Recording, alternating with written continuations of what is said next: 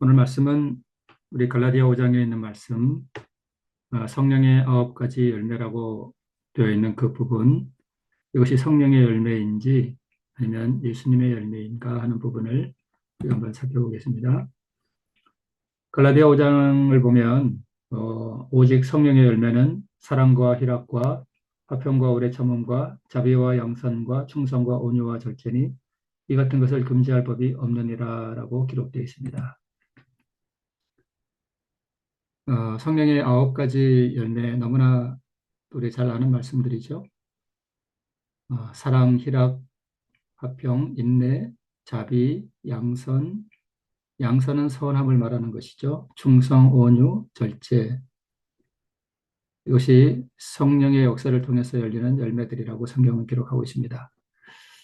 이 중에서 충성이라고 번역된 이 부분은 그 원어가 피스티스라는 원어인데요. 성경 대부분에서 이 피스티스는 믿음으로 번역되어 있습니다. 그래서 충성이라는 이 열매는 사실 예수님이 가지셨던 그 믿음을 말하는 것이죠. 어, 거의 다 믿음으로 번역되어 있습니다. 그래서 우리가 앞으로 성령의 열매를 기억할 때 이 충성이라는 부분을 우리가 믿음으로 이해해도 아무 상관이 없겠습니다. 자, 그러면 성령의 열매라고 했으니 성령을 받으면 이러한 열매들이 저절로 열리는가?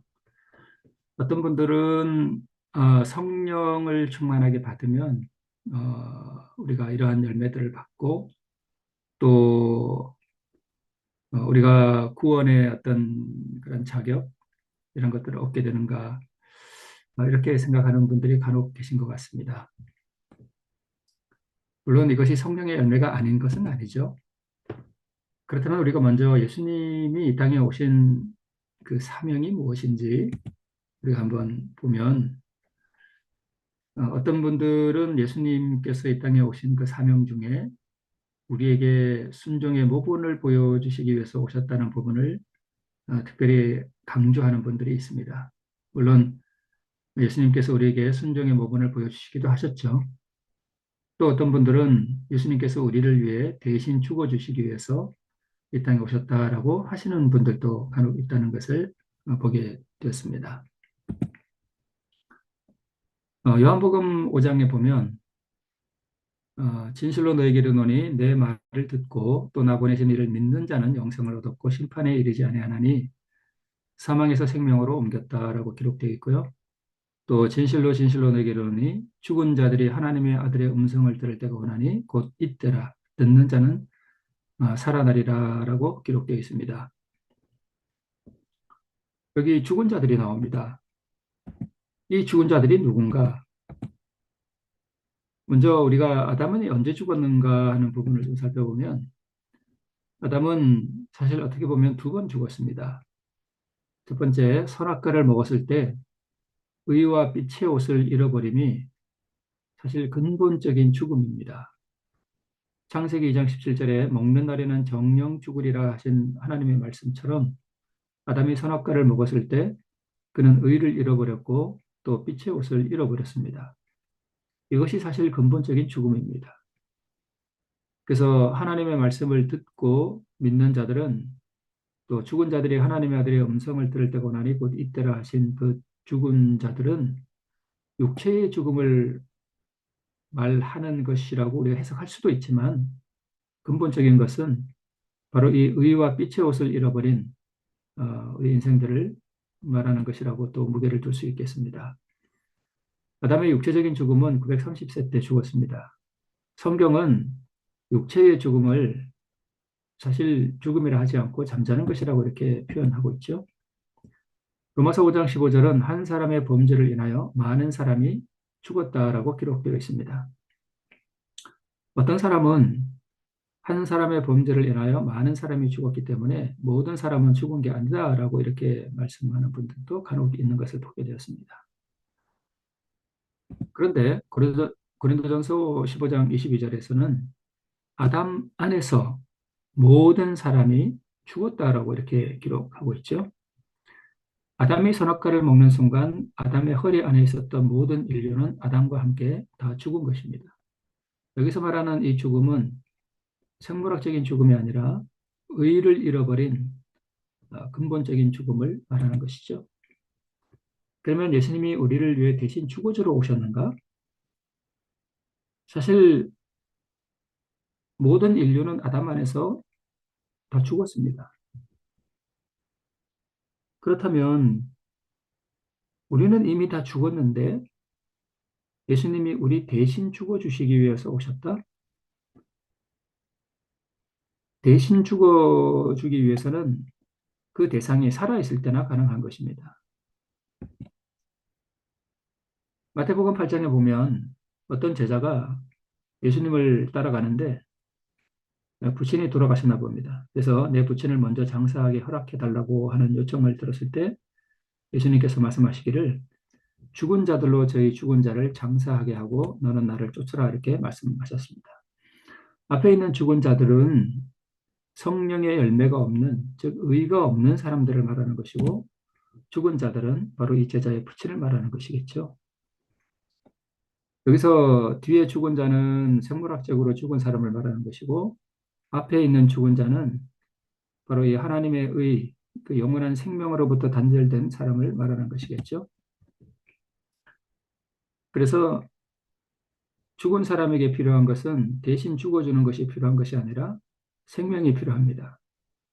예수님께서는 이 생명을 주시기 위해서 생명의 왕으로 오셨습니다.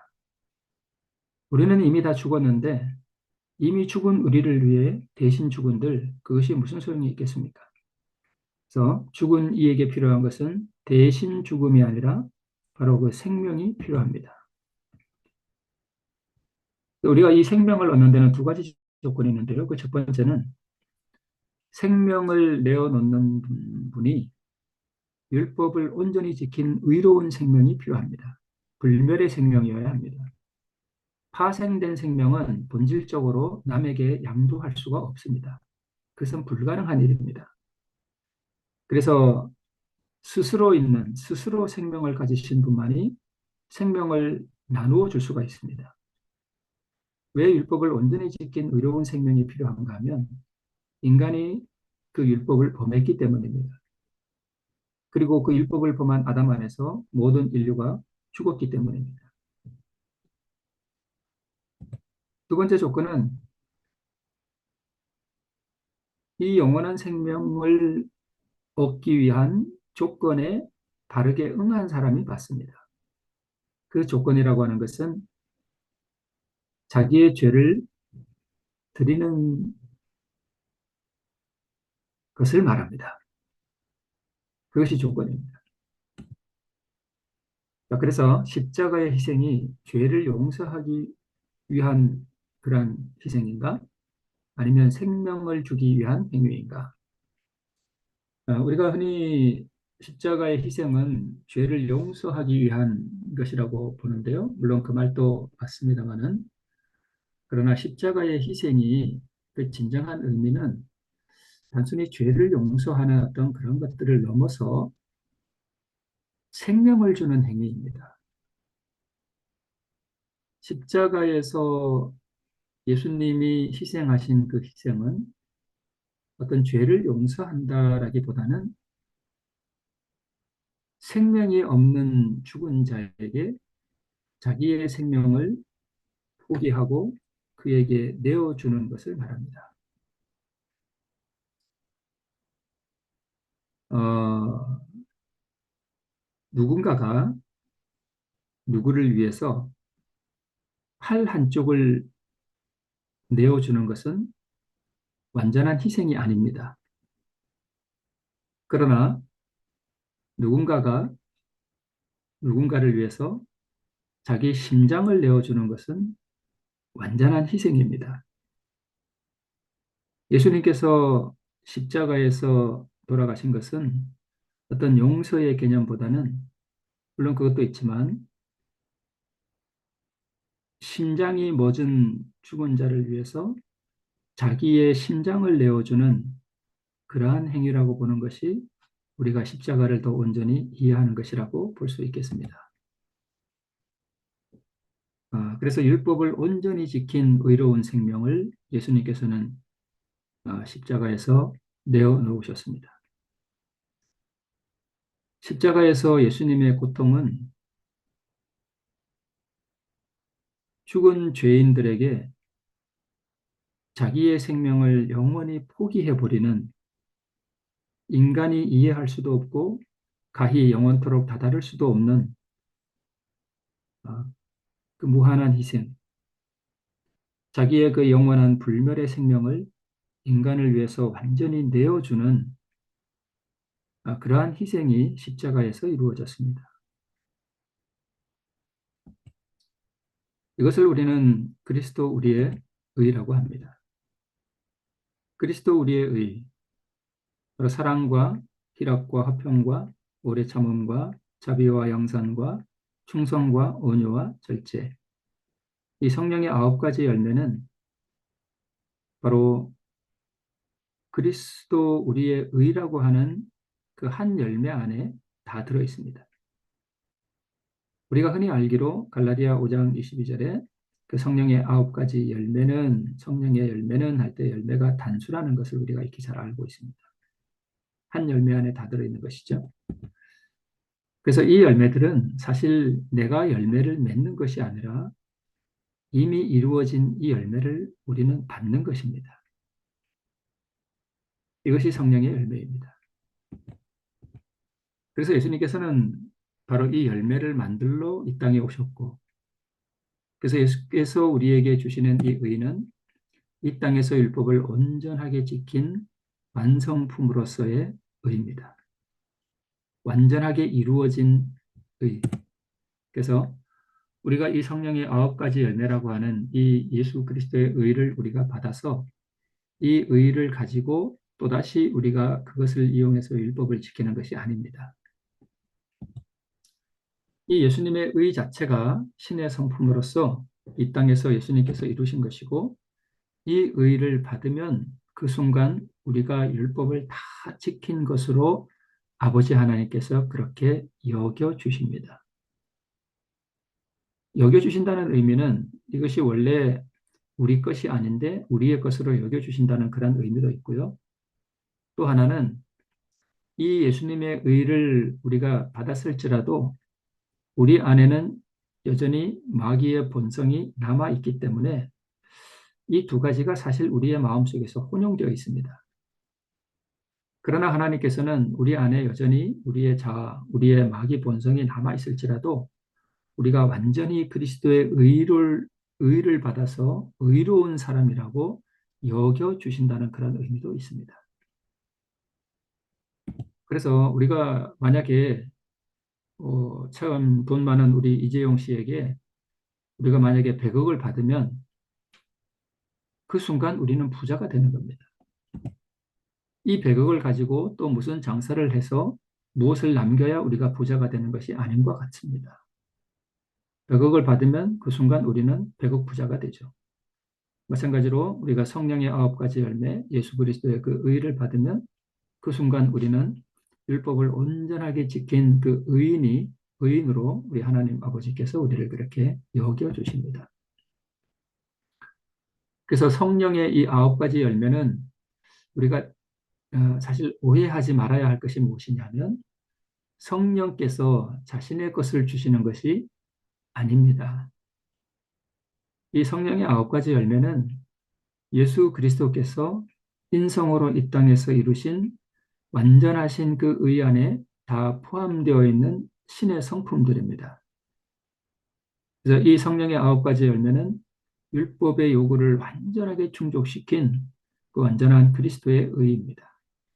이 그리스도의 의를 받으면 이 모든 것을 한꺼번에 우리가 다 받는 것입니다. 어느 것 받고 어느 것 안 받는 것이 아니라 이런 것이 다 한꺼번에 우리가 받는 것입니다. 아까 말씀드린 대로 성령의 9가지 열매 중에 충성이 있는데요. 이 충성은 사실 믿음입니다. 이 믿음은 무슨 믿음이냐 하면 바로 예수님이 가지셨던 믿음입니다. 우리가 구원받는 것은 우리가 예수를 믿는 그 믿음이 아니라 예수님이 가지셨던 예수 그리스도 안에 있던 그 믿음으로 우리가 구원을 얻습니다. 이 믿음은 의심을 극복시키게 하고 또 우리로 예수 그리스도와 그분의 선한 능력을 우리가 믿어지게 하는 그 믿음입니다. 완전한 믿음이죠. 우리가 흔히 예수님을 믿는다 할 때 그 믿음은 우리가 이러한 믿음과 이러한 의와 이러한 열매들을 우리에게 주시는 그 예수 그리스도를 우리가 선택하는 그 믿음을 말하는 것입니다. 믿음이라고 표현되어 있지만 사실은 우리, 우리가 이러한 성령의 9가지 열매를 주실 수 있는 예수 그리스도를 우리가 선택하는 것이죠. 그래서 죄인을 의롭게 하는 의는 성령의 의가 아니라 예수 그리스도의 의입니다. 성령의 능력으로 율법을 지킬 수 있게 해 주시는 것이 아닙니다. 그럴 수 있다면 십자가도 필요 없고 예수께서 이 땅에 굳이 오실 이유도 없습니다. 간혹 어떤 분들은 성령께서 능력으로 임하시면 우리가 율법을 지킬 수 있게 해 주신다라고 오해하시는 분들이 간혹 있는 것을 제가 봤습니다. 네, 성령은 우리로 하여금 율법을 지킬 수 있게 해 주시는 분이 아닙니다. 만약 우리가 율법을 지킬 수 있다면 그것이 우리의 의가 되죠. 그렇다면 십자가에서 예수님이 굳이 죽으실 이유도 없고 예수님이 이 땅에서 의를 이루실 이유도 없습니다. 우리가 만약에 내가 어떤 사람이 미워요. 그래서 이웃을 내 몸처럼 사랑하라 그랬는데 이게 사랑이 안 되니까 이렇게 기도하는 분이 있어요. 하나님, 제가 제 친구를 좀 사랑할 수 있게 저를 좀 도와주세요. 이렇게 기도하는 분들이 있는데 이러한 기도는 아주 잘못된 기도입니다.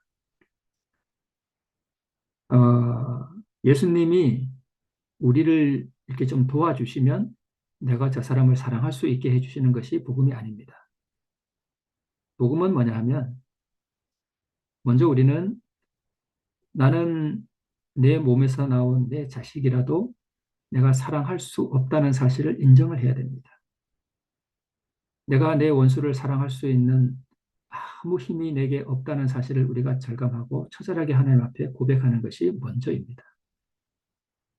내 몸에서 나온 내 자식에게도 함부로 소리치고 나와 살을 맞대고 사는 내 아내, 내 남편도 내가 사랑할 수 없다는 사실을 우리가 정확하게 인정하는 것이 먼저입니다.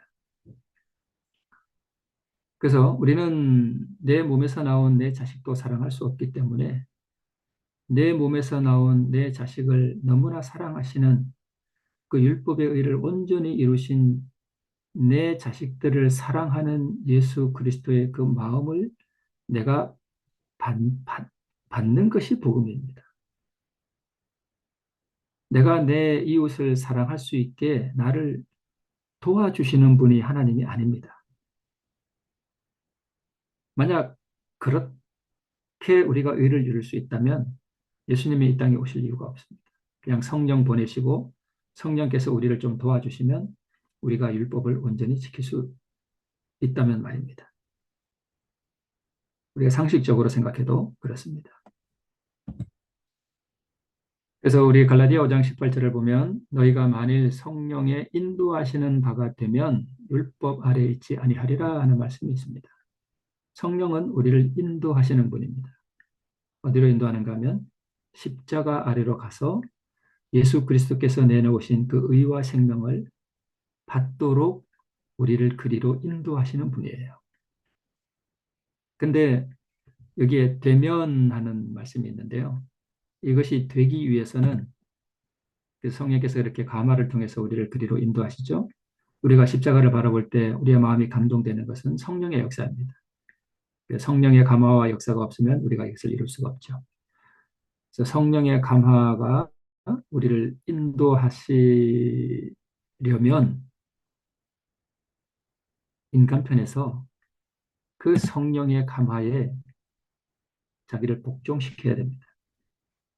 이것을 흔히 자기 부인이라고 그러죠. 선택하는 믿음이라고 합니다. 주인이 소를 데리고 밭을 갈러 가는데 이 주인이 소를 데리고 밭을 가려면, 그리고 거기서 열매를 내려면 이 소는 주인의 인도에 복종해야 됩니다. 만약 우리가 성령의 음성에 자신을 쳐서 복종시키기로 하지 않으면 우리는 하나님의 인도하심을 받을 수가 없습니다. 우리가 흔히 기도할 때 우리를 인도해 주시옵소서라는 기도를 참 많이 합니다. 근데 실제 삶에서는 성령의 인도하심에 우리가 굴복하지 않습니다. 그런 경우가 참 너무나 많습니다. 기도는 인도해 주시옵소서, 나를 끌어가 주시옵소서 이렇게 기도해 놓고 실제로 그 인도하심에 따라가지 않습니다. 아, 만약 그렇게 자기를 부인하는 선택하는 믿음을 통해서 성령에 감하여 우리가 따라가면 그 종국에는 우리가 율법 아래 있지 않겠다 하는 말씀입니다. 여기서 율법 아래 있지 않다는 말씀은 율법을 안 지켜도 된다는 것이 아니라 율법의 정죄를 말하는 것입니다. 너는 죄인이다 라고 하는 그 정죄에서 우리가 벗어날 수 있다는 것이죠. 자, 그래서 우리가 나아만 장군의 이야기에서 보면 엘리사는 예수 그리스도를 상징하고요. 지금 이 그림에 보면 이 자존심이 상해서 화가 나서 돌아가려고 하는 나아만에게 이 종이 나와서 호소하는 내용이 그림으로 지금 묘사되어 있습니다. 어, 단강에 가서 씻으라는데 그거 못하겠습니까? 더 큰 일이라도 병이 낫는다면 하지 않겠습니까? 라고 지금 호소하는 종들의 이 모습은 바로 성령을 상징합니다. 그래서 우리가 자존심 상하고 또 우리가 붕괴하고 하나님의 말씀을 반역하는 어떤 그런 본성들이 올라올 때 성령께서 우리에게 호소하셔요. 그러지 말고 말씀에 복종하라고 우리가 감화를 주십니다. 이게 성령의 역할을 상징하는 것이죠. 그래서 나아만은 이 종의 말을 듣고 엘리사의 말에 따르기로 선택합니다. 그것을 믿음이라고 합니다. 그래서 우리 예수 그리스도께서는 이 땅에 오셔서 아버지의 것을 드러내시기 위해서 이 땅에 오셨습니다. 이 아버지의 것이 바로 하나님의 의죠. 이 의를 받아서 예수님은 자기의 의로 개발을 하셨고, 그리고 성령은 예수 그리스도의 것, 곧 그분의 그 완전한 의를 드러내고 받도록 우리를 인도해 가시는 것입니다. 그래서 사실 성령의 9가지 열매는 그 본질은 열매는 예수님의 것이고 그것을 받도록 인도하시는 분은 성령 하나님이세요. 그래서 성령의 이 9가지 열매는 사실 성령 하나님과 예수 그리스도의 합작품입니다. 그리고 이 성령의 9가지 열매의 그 근원적인 재료는 아버지 하나님의 것입니다. 바로 하나님의 의죠. 이것을 예수님께서 자기의 것으로 만드셨고 이것을 우리를 위해 내놓으셨습니다. 성령은 율법을 지킬 수 없다는 것을 깨닫게 해주시고 율법의 거울을 통해서 내 품성을 들여다보게 해주시고 이게 바로 죄를 책망하신다는 말씀의 의미죠. 그리고 율법의 거울을 통해서 예수님의 그 아름다운 품성을 들여다보게 해주셔요. 그래서 그리스도의 의가 얼마나 아름다운 것인지를 우리로 깨닫게 해주시고 그 의를 받고자 하는 갈망이 일어나도록 성령께서 역사해 주십니다. 그래서 의를 향한 갈망, 이것은 성령의 갈망이에요. 성령께서 우리에게 주시는 그 갈망을 주셔서 우리를 인도해 가시는 것입니다. 그 다음에 우리를 그리스도로 인도하시고 그리고 영원한 의를 받도록 인도하시는 분입니다. 우리 주님께서 십자가에서 다 이루었다 하시고 운명하셨습니다. 무엇을 이루셨는가 하면 바로 그 의를 이루셨죠. 율법을 다 지킨 의, 십자가는 의의 완성입니다. 이 의를 선물로 내어놓고 신성의 생명도 죄인에게 아주 주셨습니다. 예수님이 흔히 하나님의 아들이라고 하는데 진짜 예수님이 하나님의 아들이 된 것은 언제 아들이 됐는가 하면 부활하실 때 하나님의 아들이 됐습니다. 예수님은 인성은 죽고 신성의 생명은 내어놓으셨습니다. 죽을 수 없기 때문에 포기하셨죠. 그래서 아버지 하나님께 드렸습니다. 우리는 이것을 어떻게 그렇게 할 수 있는지 인간의 한계 때문에 이해할 수가 없습니다. 그러나 우리가 그냥 수박 겉핥기식으로 우리가 그렇게 이해할 뿐입니다. 아버지 하나님은 아들 하나님이 내어놓으신 그 생명을 예수님이 부활하실 때 다시 주셨습니다. 그래서 아버지가 아들에게 생명을 다시 주었기 때문에 하나님의 아들이 되었죠. 로마서 1장에 그것을 기록하고 있습니다. 그리고 구원받는 후사들에게는 예수님께서 우리를 영원토록 살게 해주시는 것이 아니라 바로 예수님이 가지셨던 그 신성의 생명, 그 불멸의 생명을 우리에게 주시는 것입니다. 그래서 하늘에 있는 거민들과 달리 구원받은 사람들은 예수님이 가지셨던 그 신성의 생명, 그 불멸의 생명을 받는 것입니다. 이것은 너무나 놀라운 것입니다. 예수님께서 만약에 십자가를 지지 않으면 율법을 온전히 이룬 것일까? 율법을 이룬 것이 아닙니다. 내 이웃을 내 몸처럼 사랑하라는 계명을 사실은 어긴 것입니다. 계명을 어겼다는 것이 좀 표현이 조금 이상합니다만은 예수님이 만약에 십자가를 지지 않고 겟세마네까지만 하시고 그냥 승천하셨다. 그러면 우리는 구원 얻을 수가 없습니다. 왜냐하면 그분이 생명을 내어놓지 않았기 때문입니다. 십자가에서 생명을 내어놔야만 우리가 그 생명을 받는 것이죠. 타인보다 자신을 사랑하는 자는 율법을 어긴 것입니다. 그래서 요한복음 15장에 보면 사람이 친구를 위하여 자기 목숨을 버리면 이에서 더 큰 사랑이 없다라고 기록하고 있죠. 예수님은 우리를 위하여 자기 목숨을 버리는 어떠한 사랑보다 가장 큰 사랑을 이 온 우주에 드러내셨습니다. 예수께서는 십자가에서 자기 생명을 내어놓음으로 율법을 온전히 지키셨고 이것이 그리스도의 의고 그래서 육체의 죽음은 희생이 아닙니다. 예수님께서 십자가에서 희생하셨다는 것은 육체가 고통당하고 고난당하고 죽었다는 것이 아니라 자기의 그 영원한 신성의 생명을 인간을 위해서 아주 내어놓으시고 인간에게 아주 주셨다는 것입니다. 그래서 예수님은 자신이 3일 만에 부활할 것을 아셨지만 십자가의 그 어둠의 그늘 가운데 들어가셔서 자기의 그 영원한 신성의 생명을 내어놓으실 때는 부활 그 너머를 볼 수가 없었습니다. 그래서 사실 예수님은 자기의 신성의 생명을 영원히 내어놓고 영원히 자기의 존재가 사라지는 인간이 이해할 수 없는 그 완전한 희생을 하셨습니다. 우리는 그 희생이 무엇인지 하늘에 가서 영원토록 그 희생의 사랑의 크기를 날마다 나누어 봤는데 영원토록 세월이 흘러도 그 희생의 크기에서 아주 조금밖에 이해를 못한다고 했습니다. 그 완전한 희생의 사랑을 우리는 영원토록 조금씩 나누어 봤습니다. 그럴 때마다 우리의 행복과 우리의 기쁨과 우리의 감사와 그리스도를 향한 우리의 사랑이 점점 더 커집니다. 참 이해할 수 없는 일입니다. 이 의를 원하는 자에게 선물로 주시죠. 그래서 율법이 예수님께 요구했습니다. 인간을 위해 너의 생명을 내놓으라는 것이 율법의 요구였습니다. 예수님께 요구하는 것이죠. 이것이 율법에 온전하게 순종한 예수 그리스도의 의입니다. 그리고 율법은 죄인에게 우리에게 이렇게 말합니다. 의를 가지고 오라. 그래서 우리는 성령의 열매를 내가 맺는 것이 아니라 이 성령의 9가지 열매를 우리가 예수님께로부터 받아오면 되는 것입니다. 어떻게 이것을 받아오느냐? 바로 그것이 조건이죠. 바로 자기 죄를 드리는 것입니다. 구원은 거저 주시는 선물인 동시에 매매되는 것이라고 우리가 영감의 글에 기록하고 있죠.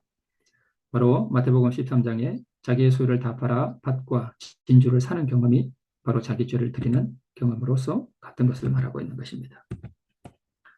그래서 예수님의 생애는 모본이고 십자가는 대속인가? 사실 예수님의 생애가 대속이고 십자가가 우리의 모본으로 주셨습니다. 나를 따라오려거든 자기를 부인하고 자기 십자가를 지고 나를 쫓을 것이니라. 따라오려거든. 우리가 예수님의 생애를 모방하는 그 모방은 사실 우리가 예수님께서 이렇게 내가 율법을 지켰으니 너희도 나를 모방해서 이렇게 율법을 지켜라. 그것은 불가능한 일입니다. 우리가 예수님을 따라서 모방할 수 있는 것은 한 가지밖에 없습니다. 자기 부인입니다. 이것을 우리는 자아굴복이라고 그러죠. 그것이 바로 십자가에서 죽는 경험입니다. 이것이 우리의 모본입니다. 억울하고 자존심 상해서 죽을 것 같을 때 그것을 부인하고 내가 미워하는 그 사람에게 가서 사랑을 나타내는 것, 그에게 사랑을 나타냈음에도 반응이 없을 때 또 한 번의 억울함과 분함까지도 생각하지 않는 것이 진짜 자업을복입니다. 성경이 말하는 회개, 죄의 자복, 헌신, 이것의 궁극적인 의미는 사실 이것입니다. 어, 그리스도께서 우리를 위하여 무엇을 희생하셨는지에 대한 이해와 그 희생 앞에서 우리의 악함을 생각하고 그것을 영원히 우리를 위해 신성의 생명을 내어주신 그 사랑 앞에 이것을 내어놓고 자기를 생각하지 않는 것이죠. 요단강을 건넜으나 물이 갈라지지 않아도 믿음으로 전진해 나가는 것. 이것이 진정한 믿음입니다. 선택하는 믿음. 이것이 예수님께서 우리에게 순종하라고 하신 그 순종이죠. 자기 부인입니다. 한 영감의 글에 바울의 마음은 영혼을 위한 사랑으로 불타고 있었다고 기록하고 있는데요. 그는 사람들을 회심시켜서 구원하기 위해서 자기의 모든 힘을 쏟아부었습니다. 그보다 더 열렬하고 그보다 더 자기를 부인하고 참을성 있는 사역자가 살았던 적이 없었다라고 기록하고 있습니다. 그는 그리스도 일을 하였고요. 모든 축복들은 다른 사람들을 축복할 때에 매우 유용하게 사용되었다라고 기록하고 있습니다. 사실 성령의 열매인가 예수 그리스도의 열매인가 우리가 그것을 논쟁할 이유는 하나도 없습니다. 성령의 인도하심을 따라서 성령의 감화와 그의 능력을 따라서 우리가 십자가 앞에 갈 때 예수께서 이루신 그 성령의 열매라고 하는 그 의를 우리가 받게 되는 것이죠. 성령이 없으면 우리가 이것이 불가능하겠죠. 네. 여기 사랑, 참을성, 이것도 성령의 9가지 열매 중 하나죠. 사람들을 회심시키기 위하여, 다른 사람들을 축복하기 위하여 우리가 하나님께로부터 받은 모든 축복들을 어, 사용하는 것. 이것이 진정한 자기 부인이라고 우리가 이런 영감의 글을 통해서 볼 수 있겠습니다.